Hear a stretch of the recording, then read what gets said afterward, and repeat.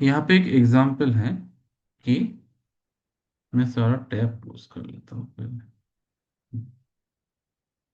Example है कि अमरजीत सिंह को अपना एक बिजनेस लोन चाहिए, जिसके लिए उनको आईटीआर फाइलिंग करना है।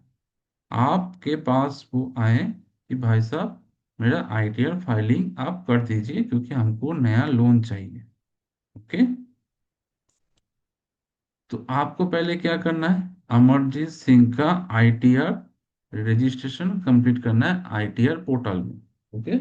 आप एक टैक्स कंसल्टेंट है या फिर आप कहीं जॉब कर रहे हैं टैक्स कंसल्टेंट में, कंपनी में, तो आपको इस क्लाइंट का आईटीआर रजिस्ट्रेशन के लिए आपको दिया गया है। ठीक है। हम लोग कैसे करेंगे? जैसे स्टार्ट टास्क में हम लोग क्लिक किए तो हम लोग के पास आईटीआर का पोर्टल ओपन हो गया है। पोर्टल आप लोगों को दिखाई दे रहा है। पोर्टल आपका ओपन हो गया, सेम टू सेम पोर्टल जैसे ओरिजिनल होता है। ओके।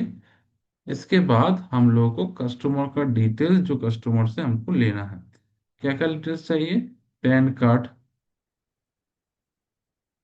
उनका रेसिडेंट, रेसिडेंशियल स्टेटस, रेसिडेंट ना non resident, date of birth, mobile number, email ID और एड्रेस हमको चाहिए आईटीआर रजिस्ट्रेशन के लिए।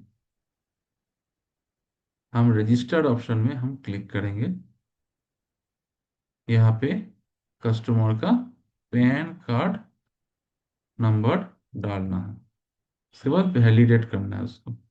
जैसे ही पैन वैलिडेट सक्सेसफुल हो जाएगा, आपको यहाँ पे यस करना है, इंडिविजुअल टैक्स पेयर करके आपको कंटिन्यू करना है। ओके। यहाँ पे कुछ बेसिक चीज मांगेगा इनकम टैक्स फाइलिंग में। Last name, first name, date of birth, ये आपको भर देना है। लास्ट नेम क्या है? सिंह। मिडिल नेम कुछ नहीं है। फर्स्ट नेम है अमरजीत। ध्यान रहे कोई स्पेस ना रहे। ओके। डेट ऑफ बर्थ 15 नवंबर 1996।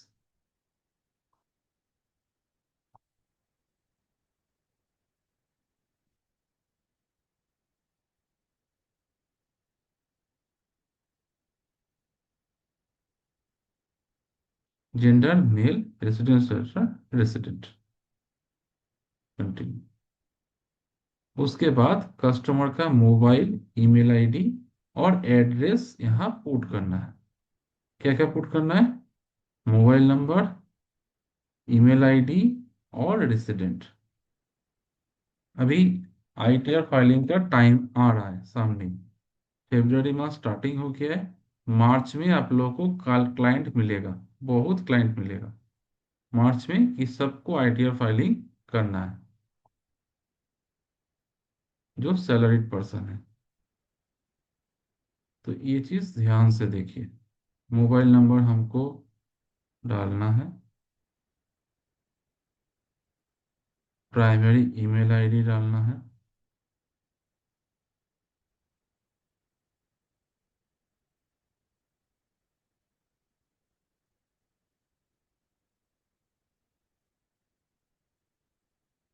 रोड,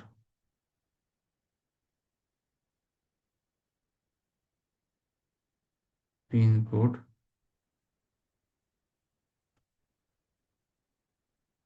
पोस्ट ऑफिस, ये सारा डिटेल्स आपको फिलअप कर देना है। Customer, area, town, state, continue. जैसे ही आप फिलअप करेंगे, कस्टमर का mail address and mobile number पे ओटीपी जाएगा। ओके।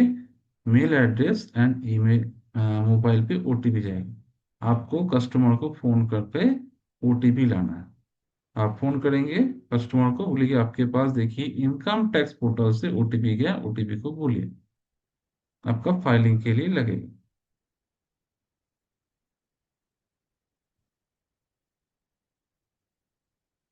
जिसे हम ओटीपी डाल दिए और कंटिन्यू कर दिए, तो यहाँ पे डिटेल्स फेच हो गया, सेव हो गया। उसके बाद ये नीचे जो ऑप्शन है कॉन्फर्म, या कन्फर्म में क्लिक करना है। उसके बाद एक पासवर्ड सेट करना है। ओके, कोई भी पासवर्ड कस्टमर के बिहाफ में आप सेव कर लीजिए। जो पासवर्ड मिनिमम 8 कैरेक्टर होना चाहिए, एक अपर केस और एक लोअर केस मिनिमम होना चाहिए, एक नंबर होना चाहिए और एक स्पेशल कैरेक्टर होना चाहिए।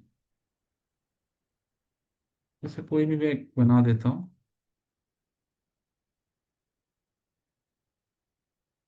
और एक पर्सनल मैसेज डाल दी, जैसे मैं डाल दिया कि I love my India. Okay, करके यहाँ पे जो रजिस्टर्ड ऑप्शन है, रजिस्टर्ड ऑप्शन में आपको क्लिक करना है। जैसे क्लिक कर लिए, आपका टास्क खत्म। कस्टमर के पास एसएमएस और मेल चला गया है इनकम टैक्स पोर्टल से कि आपका रजिस्ट्रेशन आईटीआर में कंप्लीट हो चुका है। ओके, अब हम लोग लाइव देखते हैं एक तो आईटीआर लॉगिंग। ये देखिए, ये है गवर्नमेंट का साइट, ओरिजिनल वाला जो हम लोग कर रहे थे सिमुलेशन। ओके, देखिए सेम टू सेम है। रजिस्टर, रजिस्टर में क्लिक करना है आप लोगों को। यहाँ पे पैन कार्ड नंबर डालना है, कंटिन्यू करना है। उसके बाद सेम टू सेम प्रोसेस जैसे मैंने दिखाया आप लोगों को। एनी डाउट इसमें आईटीआर रजिस्ट्रेशन में?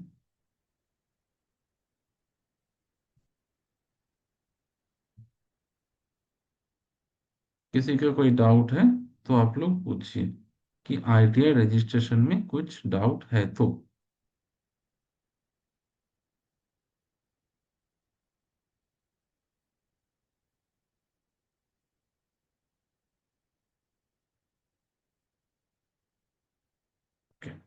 नो डाउट, आईटीआर रजिस्ट्रेशन हो गया। ओके, अभी हमको क्या करना है, आईटीआर फाइलिंग। किसी आदमी का इनकम टैक्स फाइलिंग हम लोग को करना है। ओके, किसी का इनकम टैक्स फाइलिंग हम लोग को करना है। ठीक है, मैं एक बड़ा एग्जांपल ले रहा हूं, देखिए। कल का जो लेक्चर में हम लोग बताए थे ओल्ड रिजिम और न्यू रिजिम, उसके बारे में किसी को दिक्कत है? आईटीआर में दो रिजिम काम होता है, एक ओल्ड रिजिम और एक new regime. Okay, old regime में क्या क्या हम लोग ले सकते हैं, न्यू रिजिम में हम लोग क्या क्या ले सकते हैं, इसका भी हमने थोड़ा सा आप लोगों को बताया था। जैसे कि अभी के लिए एवरीबॉडी, सबको मैंडेटरी आगे जाके न्यू रिजिम में ही उनको लेना है। गवर्नमेंट धीरे धीरे ओल्ड रिजिम बंद कर रहा है। ओल्ड रिजिम में क्या था, ओल्ड रिजिम में बहुत सारा डिडक्शन अलाउ था मैनुअली। जैसे किसी का हेल्थ इंश्योरेंस परचेज किया है, किसी का पीपीएफ में पैसा डाला है, किसी का एनपीएस में पैसा डाला है, किसी ने लाइफ इंश्योरेंस परचेज किया है, किसी ने फिक्स डिपॉजिट लिया है। ओके, किसी को प्रॉपर्टी टैक्स दे रहा है, किसी को हाउस लोन चल रहा है। अंडरस्टूड? न्यू रिजिम में क्या बोला गया है, न्यू रिजिम में बोला गया है कि स्लैब हम लोग बढ़ा दे रहे हैं। जैसे ओल्ड रिजिम में स्लैब, जो हम स्लैब दिखाए थे, फिर से मैं दिखाता हूँ ओल्ड रिजिम का slab, slab rate old regime का। ठीक है, ओल्ड रिजिम में क्या था, 2.5 लाख तक कोई टैक्स नहीं देना है। 2.5 से 5 लाख तक 5%, 5 lakh to 10 lakh 20%, 10 lakh and above 30% tax देना है। ओके, बहुत ही ज्यादा है। हाँ, लेकिन डिडक्शन भी है। अगर आप इन्वेस्ट किए यहाँ पे तो आपको डिडक्शन वहाँ पे अलाउ है। आपका डिडक्शन के बाद जितना आपका इनकम हो रहा है, उस इनकम के ऊपर टैक्स लगेगा। उस इनकम अगर आपका 5 लाख से 10 लाख के भीतर है तो 20% टैक्स लगेगा। अगर मान लीजिए किसी का सब कुछ डिडक्ट करके टैक्स बन रहा है 6 लाख, नेट इनकम बन रहा है 6 लाख। ओके, तो 5 लाख से 6 लाख कितना हुआ, 20%। तो 1,20,000 टैक्स बन के। अंडरस्टूड। लेकिन न्यू रिजिम में क्या बोला गया है, न्यू रिजिम में बोला गया है कि जो 12 लाख से 16 लाख तक 15% ओनली। प्लस अगर आप इंडिविजुअल सैलरी होल्डर पर्सन हैं तो आपको 12,75,000 तक कोई टैक्स ही नहीं देना है।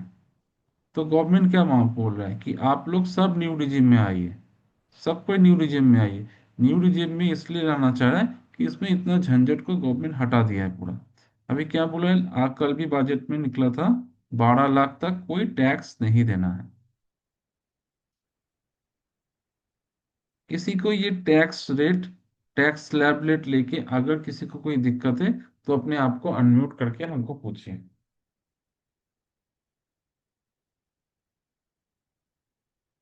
क्योंकि आईटीआर फाइलिंग बहुत इंपॉर्टेंट चीज है। आप लोगों को आईटीआर फाइलिंग सीखना ही है आप लोग। सर इसमें 4 से 8 लाख में 5% दिखा रहे हैं, 8 से 12 में 10% दिखा रहे हैं, क्यों हम्म। उस लेवल दिखा रहे हैं? ये स्लैब इंक्रीज इंक्रीज हुआ है। जैसे मान लीजिए किसी का अगर 8 लाख तक इनकम है तो उसको गवर्नमेंट बोल रहे है आपको 5% टैक्स देना है। जैसे हम्म, मान लीजिए मैं आपको एग्जांपल दे रहा हूँ, आपका इनकम अगर है एक साल में हम्म, 7 लाख रुपया, 7 लाख, हम्म, तो 7 लाख का 5% आपको टैक्स देना है, गवर्नमेंट बोल रहा है। अगर आपका ओके। इनकम है 10 लाख, अगर आपका इनकम है 10 लाख, ठीक है, हम्म, तो आपको कितना टैक्स देना है? मान लीजिए तो हमारा टोटल इनकम 12 लाख है, तो हमको देना है कि नहीं देना है, ये बताइए। नहीं देना है। मैं आपको बोल रहा नहीं हूँ देना कैसे नहीं दे, कैसे मैं आपको बोल रहा है। हूँ नहीं देना। हम्म, जैसे आपका मान लीजिए इनकम है 12 लाख, गुड क्वेश्चन। हम्म, तो पहले 4 लाख तक, आपका 12 लाख में पहले 4 लाख तक कोई टैक्स नहीं देना है। Okay. Okay. Next next 4 lakh से 8 लाख तक आपको कितना देना है? चार पाँच लाख से परसेंट आठ लाख 4 लाख से 8 लाख का डिफरेंस कितना हुआ? 4 लाख। 4 लाख। ओके। हम्म, 4 लाख का 5% कितना हुआ बोलिए? 20,000। हम्म, 20,000। हम्म, उसके बाद 8 लाख से 12 लाख, 8 लाख से 12 लाख का डिफरेंस कितना है? 4 4 लाख। 4 लाख, 4 लाख। 4 लाख का 10% कितना हो गया? 40,000। 40,000। 40,000। तो आपका 12 लाख में टोटल टैक्स कितना बन रहा है? 60,000। 60,000। 60,000। लेकिन हम्म, गवर्नमेंट नया बजट में निकला है कि ये जो 60,000 का टैक्स है ये रिबेट में आ हम्म, जाएगा। ओके। रिबेट में तो ये आके जो अभी आप आपको चार्ट जीरो टैक्स दिखा रहे देना। हैं, ये पुराना वाला रिजिम का दिखा रहे हैं आप? ना ना ना, ये नया रिजीम का है। हम्म, ये नया रिजीम का है, लेकिन हम्म, गवर्नमेंट रिबेट दे रहा है। आप बात चीज को ठीक से समझिए, रिबेट दे रहा है। चार्ट ही है। ओके, मतलब गवर्नमेंट चार्ट में ये नहीं इतना बोल बन रहे ना, लेकिन देना नहीं है। देना नहीं है। गवर्नमेंट बोला है रिबेट, हम रिफंड रिबेट कर दे रहे हैं आपको। चार्ट ही हम्म, है लेकिन आपको रिबेट कर दे रहे हैं। ओके, आपको हम्म, रिबेट कर दे रहे हैं। आपको 60,000 हम रिबेट दे रहे हैं, तो आपको जीरो टैक्स बनेगा। अंडरस्टूड। Okay sir. अभी आपका मैं आपको एग्जांपल दे रहा हूँ। मान लीजिए आपका, अगर आपका इनकम 12 लाख नहीं, आपका इनकम है 12 लाख, 12,75,000 आपका income. Okay. Okay, 12 lakh okay sir. पचहत्तर हजार आपका इनकम है। तो हम्म। अभी आपको कितना टैक्स देना है? अभी पहले ही साठ आपको मिल हजार और जो 75,000 पहले ही होगा उस पर 15% लगेगा। पहले ही आपको मिल जाएगा 75,000 का रिबेट। अगर आप सैलरी होल्डर है, मैं बिजनेस हम्म, का नहीं बोल रहा हूँ, अगर आप बिजनेसमैन होते तो 75,000 रिबेट नहीं मिलता। अगर आप सैलरी होल्डर है, इंडिविजुअल हम्म। सैलरी होल्डर, तो आपको पहले 75,000 का रिबेट मिलेगा फॉर सैलरी होल्डर। ओके। तो कितना ओके आपका ओके नेट इनकम बना? 12 लाख। ओके। अब 12 लाख ओके। पे आपका कैलकुलेट होगा। 12 लाख में कैलकुलेट होके आपका कितना बन रहा था? 60,000। 60,000। फिर से सेकेंड रिबेट मिलेगा 60,000 का, मिलके हम्म। आपका नेट टैक्स जीरो बन के।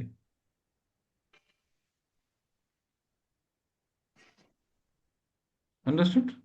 अभी हम ओके उस सर। एग्जाम्पल को हम लोग कंप्लीट करते हैं।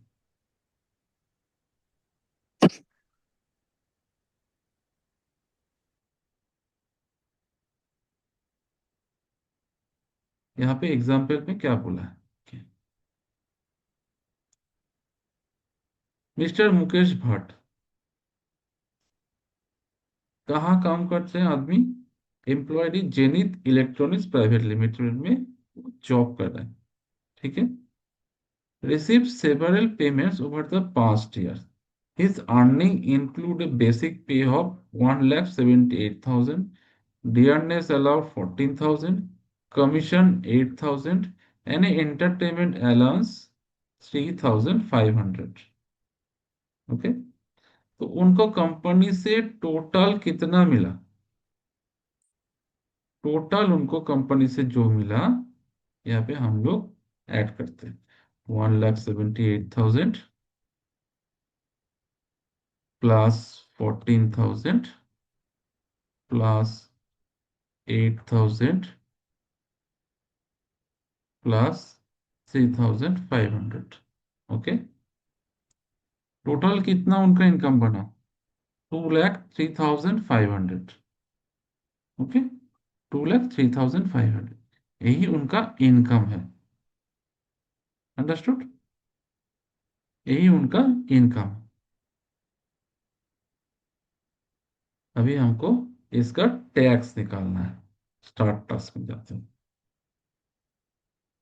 पहले क्या करना है हमको? लॉगिंग।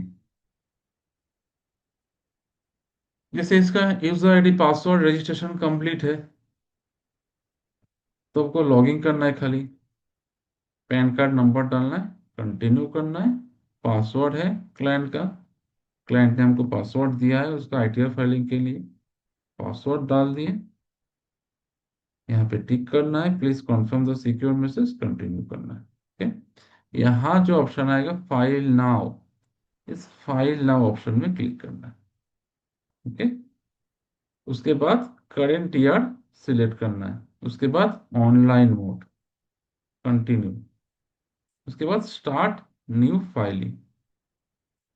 उसके बाद आप इंडिविजुअल एक जन का कर रहे हैं आदमी का, तो इंडिविजुअल में ठीक रहेगा, आपको कंटिन्यू करना है।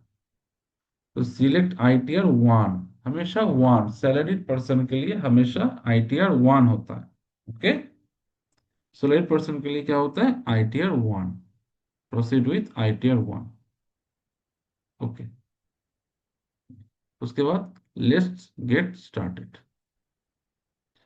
उसके बाद आपको क्या ऑप्शन चूज करना है? फर्स्ट वाला ऑप्शन हमेशा, taxable income more than basic exemption limit. फिर कंटिन्यू। ऐसा एक पॉपअप आएगा आईटीआर फाइलिंग में, उसको ओके कर देना है। यहाँ आपको क्लाइंट का जितना सारा डाटा दिख रहा है आपको ये फिलअप करना है टोटल। उसके बाद गवर्नमेंट ऑटोमेटिक टैक्स कैलकुलेट करेगा। पर्सनल इंफॉर्मेशन में जाना है। यहाँ पे नेचर ऑफ एम्प्लॉयमेंट सिलेक्ट करना है। नेचर ऑफ एम्प्लॉयमेंट क्या है? अदर्स। अगर वो स्टेट गवर्नमेंट, सेंट्रल गवर्नमेंट या पीयूसी में जॉब करते या पेंशनर होता तो ये सब ऑप्शन होता, लेकिन वो प्राइवेट लिमिटेड कंपनी में जॉब कर रहे हैं तो अदर्स। ओके। उसके बाद कस्टमर का कोई भी एक बैंक अकाउंट ऐड करना है। ठीक है। जहां पे उसका जो टैक्स मान लीजिए कोई कटा है पूरे साल भर में, तो उसको रिफंड लाना है कस्टमर का। ठीक है। तो रिफंड कौन सा बैंक में जाएगा? वो एक बैंक अकाउंट कस्टमर का ऐड कर देना है। या फिर आपको कस्टमर का जितना भी सारा बैंक है सारा बैंक को आप ऐड कर दीजिए, ये मेरा सजेशन है। ओके। यहाँ पे ऑप्शन में ऐड करके ऐड करना है। अभी यहाँ पे ऑटोमेटिक ऐड है मुकेश का, मुकेश भट्ट का, तो हमको ऐड नहीं करना है। और यहाँ पे कॉन्फर्म कर देना। जैसे कॉन्फर्म करेंगे, पर्सनल इंफॉर्मेशन वाला टैब ग्रीन हो गया, टिक, मतलब ये कंप्लीट। सेकंड, उसको इनकम निकालना है, ग्रॉस टोटल इनकम कितना है उनका। ओके, यहाँ पे कुछ जो जो ऑप्शन है, आप आइदर इसको पढ़ सकते हैं, अगर आप नहीं पढ़ना चाहते हो स्किप द क्वेश्चन आप कर सकते हैं, क्योंकि हमको नेक्स्ट में जाके हमको ऑप्शन हमको पुट अप करना ही है। ठीक है, स्किप द क्वेश्चन। इसके बाद ग्रॉस सैलरी, ग्रॉस सैलरी, इसको एंट्री करना है। सैलरी एज पर सेक्शन कितना है, 2,03,500। 2,03,500, ये कैसे आया, हम लोग ऐड कर लिए टोटल, उसको कितना पैसा आ रहा है। न्यू टैक्स रिजिम में आपका जितना पैसा आ रहा है सबको ऐड करना है, जितना अलाउंस लेके, जितना बेसिक लेके, सारा चीज को ऐड करके नेट ग्रॉस पे बनता है। ओके, सबसे अच्छा है सैलरी होल्डर पर्सन है, आपको उसका फॉर्म 16 ले लेना है, फॉर्म 16 मांगना है उससे। क्या बोले आप, फॉर्म 16। फॉर्म 16 मैं आपको एक डेमो दिखाता हूँ।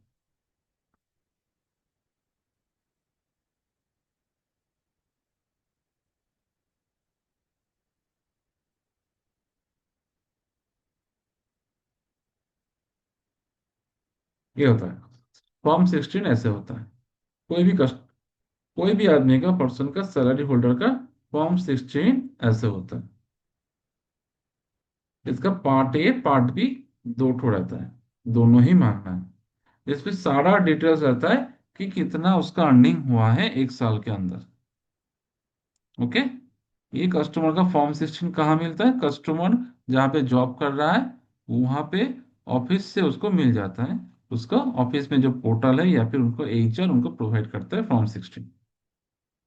फॉर्म 16 आपको कस्टमर से मांग लेना है कि आप अपना फॉर्म 16 हमको दीजिए। फॉर्म 16 में आपको जितना इनकम दिख रहा है उसी इनकम को यहाँ भर देना। जैसे ये वाला ऑप्शन में हम लोग को कहाँ मिला है कि डियरनेस अलाउंस इतना मिला, कमीशन इतना मिला, एंटरटेनमेंट अलाउंस इतना मिला, सारा डाटा फॉर्म 16 से मिला इस कस्टमर को। अंडरस्टूड। अभी हमको डाटा पुट कर दिए। ओके, पुट करने के बाद आपको यहाँ पे कोई भी एग्जेम्प्ट अलाउंस, न्यू रिजीम में हम लोग कोई भी एग्जेम्प्ट अलाउंस काम नहीं करेगा। ओके, आपको सेव कर देना है। उसके बाद कस्टमर का एडिशनल इनकम, इस इनकम को छोड़ के और कुछ इनकम उसका है क्या, कस्टमर को आपसे पूछना है। यहाँ पे हम मेरा कस्टमर का क्या क्या इनकम है, सैलरी छोड़ के, उनको एक रेंटल इनकम मिल रहा है। रेंटल इनकम मतलब उनका जो घर है वो रेंट में दिए हैं किसी को, जहां से उनको टोटल एक साल में उनके बैंक में 1,44,000, 1,44,000 आया। तो टोटल रेंटल इनकम कितना है, 1,44,000, ये उसका रेंटल इनकम है। क्या है, रेंटल इनकम 1,44,000, रेंटल इनकम। इसको भरने के बाद यहाँ पे एक ऑप्शन है income from house property. Income from house property, यहाँ पे ऐड वाला ऑप्शन में जाके यहाँ पे सिलेक्ट करना है। क्या है, लेट आउट, मैंने मतलब मैंने भाड़े पे दिया है घर को, लेट आउट। ओके, उसके बाद ग्रॉस रेंट रिसिप्ट, मतलब कितना रेंट आपको एक साल में रिसीव हुआ है, कितना भाड़ा कितना हुआ है, इस केस में 1,44,000 यहाँ पे पुट करना। ओके, सेकेंड ऑप्शन, ये जो घर है आपने रेंट में दिए हैं, इसके लिए तो आप टैक्स पे कर रहे हैं। टैक्स मतलब क्या, हाउस टैक्स होता है। आप भी अपने घर का हाउस टैक्स आप लोग भरते हैं, पंचायत में हो या म्यूनिसिपैलिटी में हो आप लोग, तो आपको हाउस टैक्स देना पड़ता है साल में। वो माइनस होता है, क्योंकि वो मेरा एक्सपेंडिचर है। मैंने 1,44,000 तो मैंने अर्न किया है, लेकिन बदले में आपको, मुझे 1,900 रुपया हमको देना पड़ा। किसको देना पड़ा? म्यूनिसिपैलिटी या पंचायत को हमको देना पड़ा। तो ये टोटल टैक्स पेड अथॉरिटीज 1,900 रुपया हमको यहाँ भरना पड़ा। तो ये माइनस हो गया। ओके। माइनस होने के बाद आपको 30% एनुअल वैल्यू लेता है, मतलब 42,650 आपको क्या है, माइनस हो जाएगा। ऑटोमेटिक सिस्टम ले लेगा, इसमें आपको कुछ नहीं करना है। 30% क्यों माइनस होता है? क्योंकि हाउस का जो एज है घर का, वो 30% डिक्रीज होता है हर साल में। 30% डिक्रीज होता है, तो 30% वैल्यू घट जाएगा, जितना अमाउंट उसने रिसीव किया है। ये आपको कुछ नहीं करना, ये सिस्टम देखिएगा, ऑटोमेटिक सिस्टम माइनस कर देगा। माइनस करके कितना आया टोटल इनकम? 99,470। इसको ऐड कर देना। ठीक है।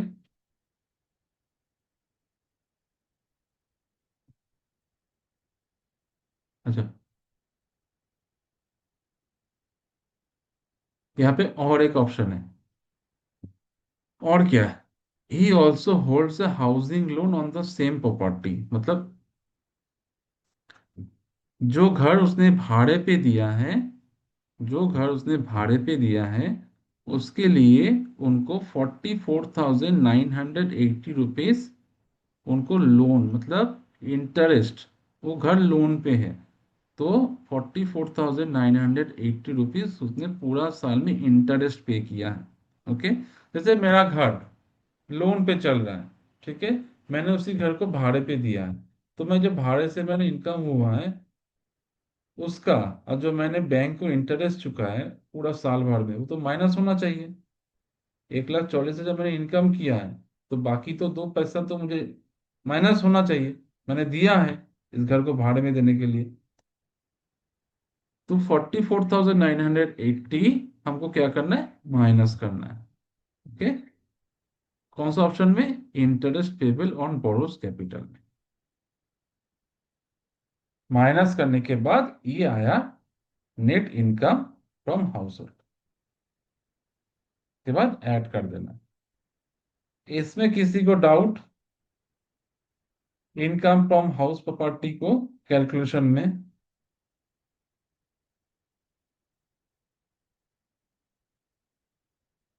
जितना मेरा रिसीव हुआ है पैसा, और जितना मेरा खर्चा हुआ है उस घर को रखने के लिए, इन दोनों का डिफरेंस में जितना पैसा आ रहा है, वही है मेरा income from house property. Okay.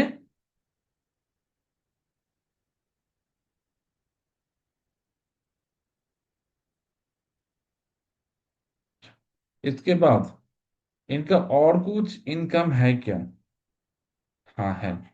जैसे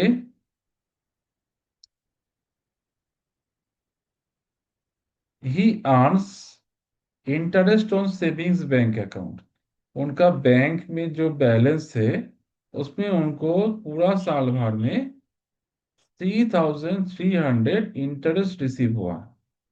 अंडरस्टूड? कितना? 3,300 इंटरेस्ट रिसीव हुआ है। ओके। तो अदर सोर्स में जाके इन प्लस करके, यहाँ पे एक ऑप्शन है, do you have interest from savings bank account in India? Yes. कितना? 3,300। Second, interest on a fix deposit, अगर उनके पास फिक्स डिपॉजिट है, तो फिक्स डिपॉजिट का पैसा भी इनकम में आएगा। फिक्स डिपॉजिट का इंटरेस्ट जितना वो अर्न किया है उस साल में, वो भी आपको कहाँ दिख जाएगा? फॉर्म 16 में मिल जाएगा।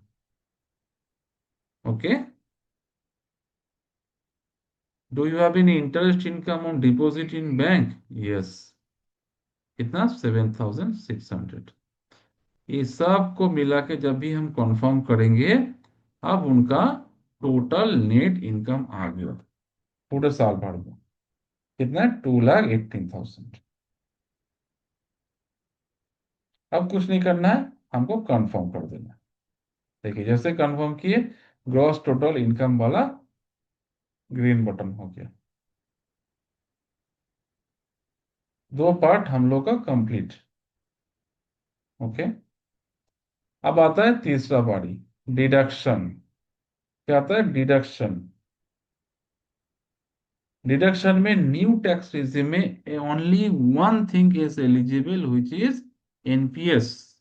अगर आपका कंपनी या फिर आपका ऑफिस अगर आपके बिहाफ में न्यू पेंशन स्कीम में कोई भी पैसा डालता है आपके नाम पे, आपके खाते पे न्यू एनपीएस में, तो वो ओनली डिडक्टेबल है ग्रॉस टोटल इनकम से। बाकी कोई भी डिडक्शन अलाउ नहीं है as per new tax regime. Understood? यहाँ पे इनका कोई भी डिडक्शन हुआ है, a deduction of 19,000 made from his salary for the national pension scheme which was deposited along with an equal contributor from the employer। मतलब 19,000 कस्टमर के behalf में कंपनी ने कस्टमर के एनपीएस खाते में जमा किया है। 19,000 कॉपी, 19,000 जो डिडक्ट होगा कंटिन्यू। ओके। उसके बाद क्या है? मुकेश ने 6,000 रुपए देके मेडिकल चेकअप किया है। ठीक है। लेकिन 6,000 क्या डिडक्टेबल है? No. As per new tax regime NPS छोड़ के कुछ भी डिडक्शन में नहीं आएगा। अंडरस्टूड? एनपीएस छोड़ के कुछ भी डिडक्शन नहीं आएगा, वो भी एनपीएस में वही वाला। अगर आपके बिहाफ में आपका कंपनी ने डाला, अगर आपने कुछ कंट्रीब्यूट किया है, वो भी डिडक्शन नहीं होगा। ओनली डिडक्शन क्या होगा? अगर आपके बिहाफ में आपका कंपनी ने कुछ एनपीएस स्कीम में पैसा डाला है तो। ओके। तो 6,000 नॉट डिडक्शन, वो वाला ऑप्शन कुछ काम का नहीं है। कंफर्म कर देना है। जैसे कंफर्म किए, टोटल डिडक्शन आ गया। टैक्स पेड मतलब अगर आपने कुछ भी टैक्स पे करके रखा है पूरे साल भर में, जैसे होता है ना कि मेरा सैलरी से टीडीएस कट लिया है, मेरा सैलरी से टैक्स कट लिया, अगर कुछ ऐसा काटा है तो आपको यहाँ पे इस ऑप्शन में दिख जाएगा। इस केस में इनका जीरो है, मतलब कुछ नहीं काटा है। तो अगर आपको कुछ ऐड करना है, जैसे मान लीजिए टैक्स कटा है लेकिन यहाँ पे नहीं दिख रहा है, कस्टमर को आप कस्टमर हमें ऑल बहुत टाइम कस्टमर आपको दिखाएगा कि ये देखिए मेरा टैक्स कटा है, ये जो कंपनी से मैंने एक सामान खरीदा था तो वहां पे मेरा टीडीएस कटा है। तो आपको फिर टीडीएस में इसको ऐड कर देना है। तो इस केस में कुछ नहीं है, तो कुछ ऐड नहीं करना, आपको सीधा कंफर्म कर देना। ये वाला ऑप्शन भी ठीक हो गया। टोटल टैक्स लायबिलिटी, अब टैक्स लायबिलिटी कितना बन रहा है ये ऑटोमेटिक फेच होगा। अब कितना इनकम है? 2,18,000 न्यू टैक्स रिजिम में तो कोई टैक्स नहीं बनेगा। तो टोटल टैक्स लायबिलिटी जीरो। देखिए जीरो, जीरो। बस इसको कंफर्म कर देना। अगर उनका टैक्स कटता, टैक्स पेड, तो यहाँ पे टैक्स माइनस दिखाता, मतलब उनको फिर रिफंड मिलेगा उस पैसा इनकम टैक्स पोर्टल से। जैसे आप लोग जब कोई अपना कंसल्टेंसी खोलेंगे, टैक्स कंसल्टेंसी बिजनेस ओपन करेंगे, तो आप कोई क्लाइंट का अगर इनकम टैक्स फाइलिंग करेंगे, तो बहुत क्लाइंट को आपको टैक्स रिफंड करके देना है। कोई कस्टमर इनकम टैक्स फाइल क्यों बनाता है? अगर उसका टैक्सेबल इनकम बेसिक इनकम से ज्यादा हो गया है तब। और नहीं तो अगर उनका इनकम कम है लेकिन उनको कुछ टैक्स कटा है पूरा साल भर में, उनको रिफंड लेना है, तभी उनको आईटीआर फाइलिंग करना है। और वो उसी टाइम टैक्स कंसल्टेंट ऑफिस को सर्च करके तक कहाँ है मेरा लोकल में भाई, कौन आईटीआर बनाता है आईटीआर फाइलिंग। ओके। और एक आईटीआर फाइलिंग में मोटा मोटी एक सेल्फ एम्प्लॉयड का 1,000 से 1,500 रुपये चार्ज लिया जाता है मिनिमम। तो अगर आप साल भर में, एक महीने में, अगर आप 30 कस्टमर का भी आप आईटीआर फाइलिंग करेंगे एज ए एवरेज, तो आपको मोटा मोटी आईटीआर से ही आपको 30 to 45,000 आईटीआर फाइलिंग में आपका इनकम है। ओके, बस सीखना है और कुछ नहीं है। उसके बाद प्रोसीड, जीरो टैक्स बन रहा है, पे नाउ में क्लिक करना है, यहाँ पे प्लेस टिक कर देना है, प्रोसीड टू प्रीव्यू।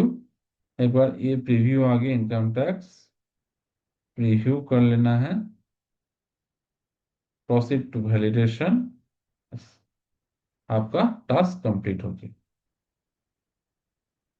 ओके, इतना में किसी को कोई डाउट है तो पूछिए, मैं ये वाला क्वेश्चन शीट ओपन रखा हूं।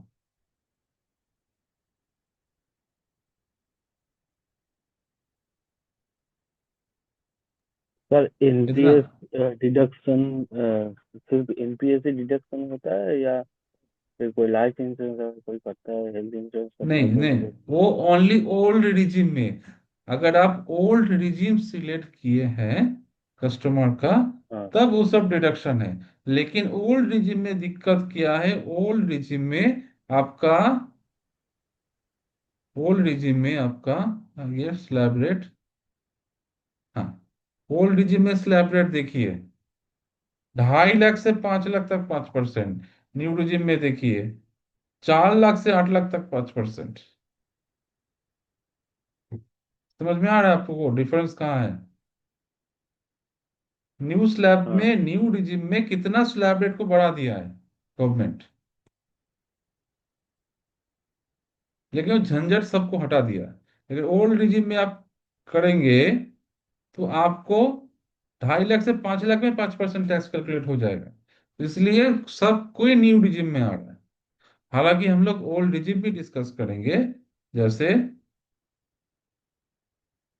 यहाँ पे ये जो है old regime task, old regime में हम लोग डिस्कस करेंगे, लेकिन ओनली जानकारी के लिए, क्योंकि अभी मैंडेटरी हो गया है, नेक्स्ट ईयर से ओल्ड रिजिम बंद हो जाएगा, ओल्ड रिजिम बंद हो जाएगा।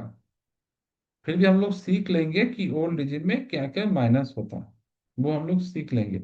लेकिन आपके जानकारी के लिए, प्रैक्टिकल के लिए, मैं आप लोगों को बोलूं न्यू रिजिम में ही आप फोकस कीजिए। यही है, न्यू रिजिम भी चलेगा, ओल्ड रिजिम बंद हो रहा है। और न्यू रिजिम में ओनली एनपीएस डिडक्शन में, और कुछ नहीं है। एनपीएस, वो भी एनपीएस में कौन सा वाला, अगर आपके बिहाफ में एम्प्लॉयर ने आपके बिहाफ में कोई जमा किया है, आपने खुद से कुछ कंट्रीब्यूट किया है, नहीं अलाउ है। जैसे आपका एनपीएस में खाता है न्यू पेंशन स्कीम में, आपने मान लीजिए 50,000 रुपए अपने उसमें डाल के रखा है एक साल में, तो वो नहीं है डिडक्ट, वो डिडक्टेबल नहीं है। अंडरस्टूड? अगर आपने एम्प्लॉयर ने कुछ डाला है आपके खाते में, वो डिडक्टेबल। Next question.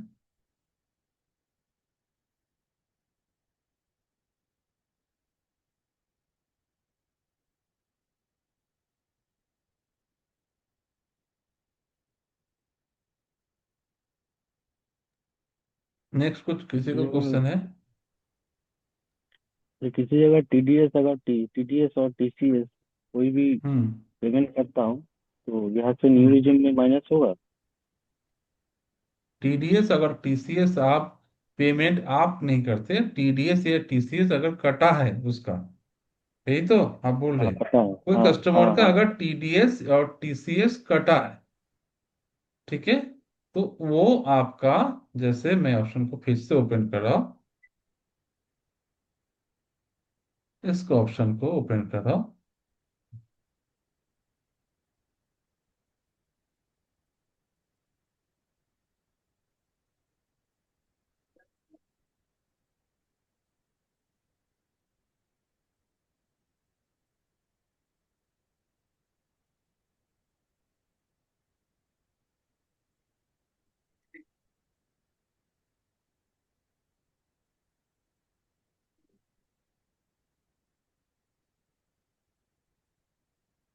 ये वाला आपको ऑप्शन दिख रहा है, टोटल टैक्स पेड, ये वाला हाँ। टैक्स पेड वाला ऑप्शन आपको दिख रहा है, यहाँ पे ऑटोमेटिकली आ जाएगा, फिर उसको रिफंड मिल जाएगा पैसा। अगर कुछ काटा है उसका, टीडीएस और टीटीएस, कोई भी मान लीजिए वो एक उस साल में कुछ भी उसने परचेस किया है, मान लीजिए कोई एक घर परचेस किया है, या फिर उसने कोई कमर्शियल व्हीकल परचेस किया है, तो क्या है, डीलर टीसीएस डिडक्ट करता है, tax collected at source, 1%, 0.75% TCS काटता है उसका पैन कार्ड में के अगेंस्ट में। जब भी उसके बिहाफ में डीलर टीसीएस जमा करेगा पोर्टल में जाके, तो कस्टमर का यहाँ पे टैक्स पेड वाला ऑप्शन में ये दिख जाएगा। तो इस केस में क्या था, टैक्स बन रहा था 0, ऊपर से उनको टैक्स उसने ऑलरेडी टीसीएस काट के जमा है, तो कस्टमर को पैसा रिफंड मिलेगा। इसीलिए तो कस्टमर आता है आईटी फाइल करने के लिए कि हमको मेरा टीसीएस कटा था, हमको रिफंड लेना है। सर वो किसी तरीके का इनकम रहेगा जैसे, तो क्या वो टीडीएस रिफंड मिलेगा? किसी तरह का इनकम बोले तो, जैसे मान लीजिए गेमिंग ऐप से या फिर कहीं से इनकम है तो। हाँ उसका अलग अलग फाइलिंग है वो। सैलरी ये वाला ये जो ऑप्शन है, ये उसमें नहीं है गेमिंग्स पर और इनकम वाला, वो हम लोग नेक्स्ट टू नेक्स्ट लेक्चर में सीखेंगे उसका इनकम। जो गेमिंग एप्स, ऑनलाइन प्लेटफॉर्म से जो इनकम आता है, उसको कैसे फाइलिंग होता है, वो हम लोग नेक्स्ट टू नेक्स्ट लेक्चर में सीखेंगे। ठीक है कमीशन सर। में, कमीशन में कमीशन इनकम में वो भी सीखेंगे ये नेक्स्ट टू ये नेक्स्ट अलग है लेक्चर। ना? हाँ, अच्छा अच्छा। ये ओनली सिंपल आईटी फाइलिंग एक सैलरीड पर्सन का एग्जाम्पल है। ऑनलाइन गेमिंग ऐप से इनकम, कोई आपका ऑनलाइन प्लेटफॉर्म से इनकम, उसका हम लोग तो नेक्स्ट टू नेक्स्ट अगर कोई लेक्चर में सैलरी सीख। पर्सन कमीशन अर्न करता है तो वहाँ से टीडीएस हम्म काटता है, तो हम्म। वो क्या सैलरी में आईटीआर रिटर्न फाइल करेगा या सोर्स इनकम को अलग अलग सोर्स से करेगा, या फिर जो होता है? वो तो बोले वो नेक्स्ट टू नेक्स्ट लेक्चर में उसको हम सिखाएंगे। ओह अभी अच्छा अच्छा, आपको ठीक है ठीक है। सिखाने जाएंगे तो वो जो लोग स्टार्ट अभी देख रहा है, उसको क्लैप करके ठीक है ठीक। दिमाग के ऊपर से चला जाएगा। हम लोग स्टेप बाय स्टेप चलेंगे। अभी आपको ये लोग ये चीज जो हम लोग सीखे हैं, नॉर्मल एक इनकम फाइलिंग एक सैलरीड पर्सन का, इसमें कोई दिक्कत है तो बोलिए। No sir, that's clear.